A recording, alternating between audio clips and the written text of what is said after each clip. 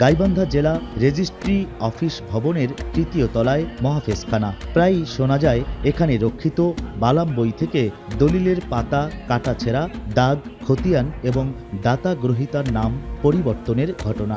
এমন অন্যায় অপকর্মের ভুক্তভোগীদের একজন শহরের মাস্টারপাড়ার বাসিন্দা রফিকুল ইসলাম। আমানতের জায়গা যেখানে মানুষ নির্ভর করতে পারে একটা তার জমির কাগজপত্রের জন্য, সেখানে যদি এইরকম দুর্নীতি হয়ে থাকে, এরকম দুর্নীতি চলে, তাহলে আমরা কোথায় যাব? সাধারণ মানুষের যাতায়াতে কঠোর বিধিনিষেধ থাকলেও মহাফেজখানায় অফিস সহকারী মশিউরের সাথে বসে থাকতে দেখা যায় জুয়েল নামে গোবিন্দগঞ্জের এক নকল নবিশকে। এই গুরুত্বপূর্ণ মহাফেজখানা কিংবা রেকর্ড রুমে সাধারণ মানুষের চলাচলও লক্ষ্য করা যায় এই অফিসের পিয়ন কিংবা কর্মচারীদের অবাধ চলাচল। তা আপনি নকল নবিশ গোবিন্দগঞ্জের, আপনি রেকর্ড রুমে কেন?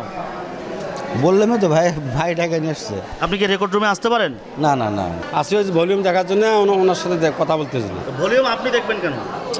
ওনার মাধ্যমে ওনাকে বলছি, মানে দিচ্ছি, কাগজ দিচ্ছি আর কি, যে আমাদেরকে দেখান। উনি প্রতিশ্রুতি দিয়েছে, বলে দেখাবো। ভুক্তভোগীদের আরেকজন ব্যাংকার আব্দুল মজিদ পে অর্ডারে 4 লাখ টাকা রাজস্ব জমা দিয়ে পৃথক দলিল নিবন্ধন করলেও জাবেদা নকল তুলে ব্যাংক লোন করতে গিয়ে জানতে পারেন রাজস্ব জমা না দেয়ায় দলিল দুটি রেজিস্ট্রি হয়নি। দলিল বালামে ওঠে নাই, কি জন্য?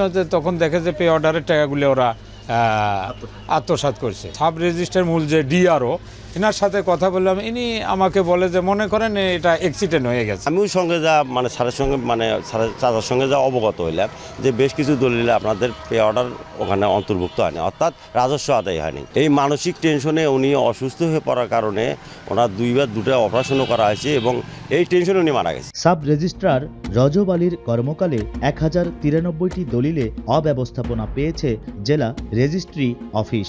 অর্থ আত্মসাৎ ও কর্মস্থলে অনুপস্থিত থাকায় অফিস সহায়ক আনিসুরকে সাময়িক বরখাস্ত ও নকল নবিশ মিজানকে 15 জানুয়ারি চাকরি থেকে অব্যাহতি দেন জেলা রেজিস্ট্রার। এবছরের 26 এপ্রিল তৎকালীন সাব রেজিস্ট্রার রজব আলীকে আত্মসাৎকৃত 58 লাখ টাকা পরিশোধের নির্দেশ দেন নিবন্ধন অধিদপ্তরের মহাপরিদর্শক। অফিস সহায়ক আনিসুরের বাড়িতে গিয়ে টিনশেড ঘর তালাবদ্ধ দেখা যায়।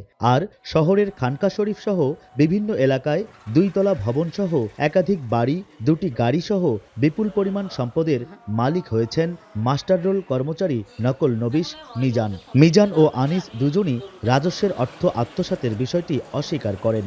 আর অবসরপ্রাপ্ত সাব রেজিস্ট্রার রজব আলীর দাবি তিনি পরিস্থিতির শিকার।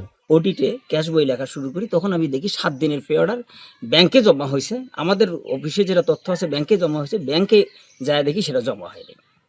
পরে আমি এটা সাব রেজিস্ট্রারকে, তৎকালীন সাব রেজিস্ট্রার রজব আলীকে বললাম। স্যারেরা যে কাজের জন্য অর্ডার করে এই কাজটুকুই আমি করি, আর এটাই আমার কাজ, তার বাইরে আমার খরচ করার কোনো এখতিয়ার নেই। কে কি করছে, কে কিভাবে সহায়তা করছে সেটা কিন্তু আমার আনন্দ। আমি জানলে তো একজন অফিসার জানা সত্যি গিয়ে অকামিশন করে, সেটা তো একেবারে সুকৌশল। জড়িত রাঘব বোয়ালদের বিরুদ্ধে কর্তৃপক্ষ কেন দৃশ্যমান কোনো পদক্ষেপ নেয়নি প্রশ্ন দলিল লেখক সমিতির।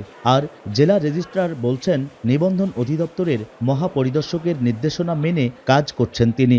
স্থানীয় কর্মকর্তা যিনি আমাদের অভিভাবক, তিনি একজনকে পুলিশে দিলেন না। আমি যদি এই কর্মের সঙ্গে জড়িত হয়ে থাকি আমাকেই পুলিশে দিত।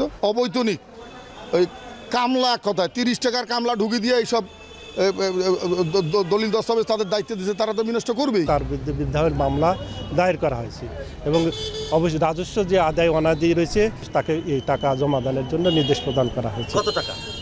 অ্যারাউন্ড প্রায় 57 লাখের সামথিং এখন আছে।